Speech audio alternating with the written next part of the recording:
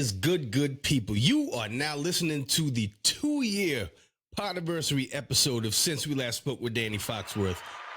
I am your humble narrator, Danny Foxworth. It is so hard to believe that it has been 2 years since I started on this podcast journey. I dropped my first episode on January 13th of 2023, and I'm still having fun with this thing. And thank you all for listening. Thank you all for watching.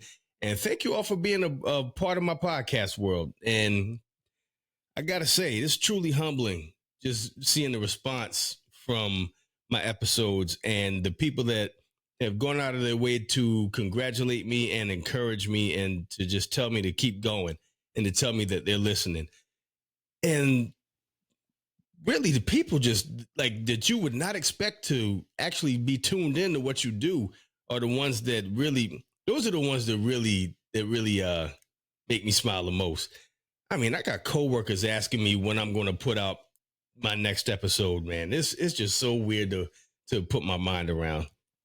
But yeah, I'm all combined. I'm sitting at 166 episodes for all of my podcasts, put all of my podcasts together. And I'm closing in on 10,000 total downloads. So again, thank y'all so much. Thank y'all so much.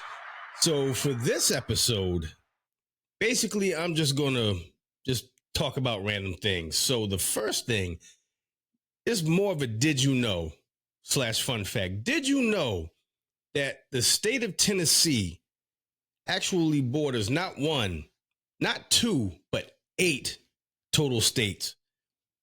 It's so hard to wrap my mind around considering how skinny the state of Tennessee is. I mean, it's long in terms of like east to west, but you never really would think that it would border that many states, but it does. It borders North Carolina, Georgia, which is weird that they border North Carolina and Georgia, but they don't border South Carolina at all. But it's those 2 states, then it's Alabama, Mississippi, Arkansas, Missouri, Kentucky, and Virginia. 8 states. That is wild. The volunteer states. Shout out to them.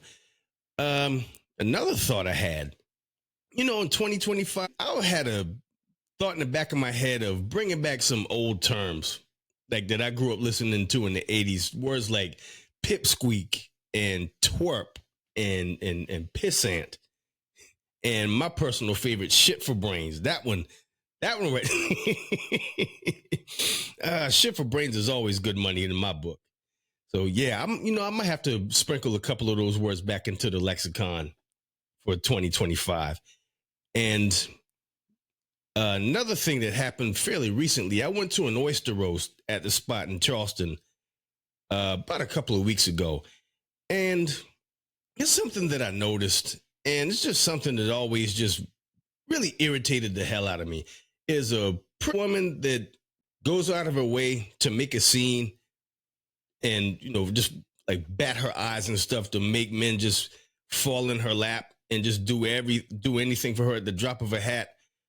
Case in point, it was a pretty nice looking lady. Her and her friend showed up to our oyster roast table. It was just me, and I was surrounded by complete strangers. And we're not doing a whole bunch of talking. We're just shucking oysters and just slurping them down. And so her and her friend walk up to the table, and she's like, her friend was like, "Do you eat oysters?" She was like, "Yeah, I eat oysters if somebody, I don't eat them personally, but I'll eat them if somebody cracks them open for me and lets me have some of theirs." And she must have said that probably about 2 or 3 times. And when she said that, I mean, literally nobody looked up at her to help her out. I'm just like, man, we saw what was coming a mile away. And on the third time, she said, I'd eat oysters if somebody opened them for me. And at this point, she just like hanging her boobs over the table and batting her eyes and whatnot. And everybody at the table just like, man, this lady is trying way too hard. And then one dude took her bait and he started cracking like 5 straight oysters and just put them right in front of her. He goes, "Here you go, ma'am." I mean, it's just taking a while for somebody to take the hint. So I figured, why not take the initiative? And I'm just like, man, what a sucker. That is a grade A sucker move right there. And so she ate one of the oysters that he cracked open, and she just goes, "Ew, I don't like this. Let's go get a beer." And her and her friend just turned around and left the table, and they never came back. And we all just looked up from what we were shucking, and we looked at each other, and we just looked directly at him and shook our collective heads. I'm like, man, you fool. I tell you, boy, there's some people, they just never cease to amaze me. But moving down the line, I would like to stress the importance of putting life in park whenever things get hectic, or you know that you are just running yourself ragged. It's good to slow down sometimes. Case in point, especially during COVID, everybody's busy, and then all of a sudden we're stuck in the house, and I'm just stuck in my thoughts racing about what's going on with the pandemic, what's going on with other things in my life. And I don't know what it was, but it was a pair of shoes that I saw on the Vans website. Basically, you color the shoes in. They come plain white with flower prints on them, and you color the shoes in with a magic marker. And so I was like, you know what? I think I'll color a pair of those shoes. And so the shoes came in, and when I tell you, I did not realize how badly I needed that kind of activity in my life, because I was just on go. And then it's just sitting on the front porch, coloring the sneaker with the intention of just putting paint where it ain't, so to speak. And it just forces your brain to just eliminate all of these racing thoughts and to focus on the topic at hand. And to get a work of art as your finished result that you can just wear on your feet every day, and people see you walking down the street and they see your shoes and they're like, "Man, those are some really nice shoes you got there." And that's just the icing on the cake. But it was a really nice project. And matter of fact, I'm going to go get these pair of shoes so you can see what I'm talking about. So is these shoes right here. The name of the shoes are called Vans U Color. It's the letter U -COLOR. I became so enthralled with the process of coloring these shoes. I mean, truthfully, coloring one shoe it took me about an hour and a half to do one shoe. And, just sitting on the front porch, coloring a whole pair of shoes for a total of 3 hours, and just being outside, hearing the birds chirping, seeing the hummingbirds flock to the feeder while I'm just getting my creative juices flowing. This is a super dope experience. So dope that I actually bought like 3 more pairs of those shoes. So I say that to say, make sure that you're not going through life in a rush all the time. It's good to find something to purposely slow you down and just appreciate being in the present. And I greatly appreciate Vans for putting those shoes out, because it really helped me out with my mentals during COVID. And also, in the vein of self-care, also stress the importance of taking an inventory of what you have in your closet, physically and mentally, and get rid of all that clutter. You gotta clear that space to make room for newer and better things.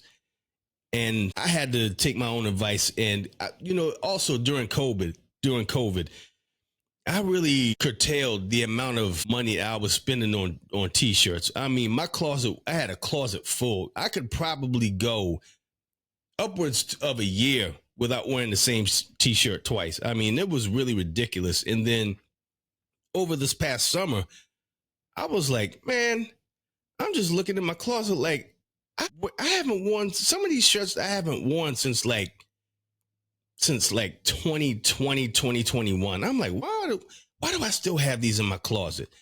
So I just made a tremendous t-shirt purge, and a lot of the t-shirts that I wasn't wearing, I got rid of them. So some of them I took to Goodwill. I'll tell you what I did with a good portion of my t-shirts that I decided not to wear anymore. I went downtown Charleston, and I would just walk around the city with t-shirts, and I would just place them in different spots. I'll go to Marion Square, drop off some t-shirts. I'll go to Gadsdenboro Park and drop off some t-shirts. I'd go to the Battery and drop off some t-shirts. You know, it was stuff that I didn't need anymore. And I figured, you know what, why not just, get rid of them and do something better with the space that I'm creating for myself. Again, so I can have these new opportunities to experience and to bring new things into the closet. And mentally as well, there was things that I was doing that I don't do anymore. I'm like, you know what? I don't have time for that anymore. Let's set this aside and bring in new things. So that's been the MO for the last year. And again, stressing the importance of self-care, because it's truly important, because you have to take care of you first. And yeah, lastly, again, thank y'all for 2 straight years of podcasting, and y'all been tuning in. Thank y'all so much for Since We Last Spoke, for my baseball podcast At the Plate, my candle podcast, The Wicked Good Time, and my latest venture, Growing Up Low Country with Liz and Danny. I'll tell you what, I always look forward to doing these podcasts when I have a plan, I get my notes down, and then as soon as I walk into my spaceship here, I can just close the door, hit the lights, cut on the mic, and then just commence the painting and just creating these new chapters in the life of Danny Foxworth. And I'm grateful for that y'all are along for the ride. So this has been another edition of Since We Last Spoke with Danny Foxworth. Make sure you like, download, and subscribe. Make sure that you tell a friend to tell a friend about the podcast. You can subscribe to my YouTube channel. You can find my channel at Danny Foxworth 843.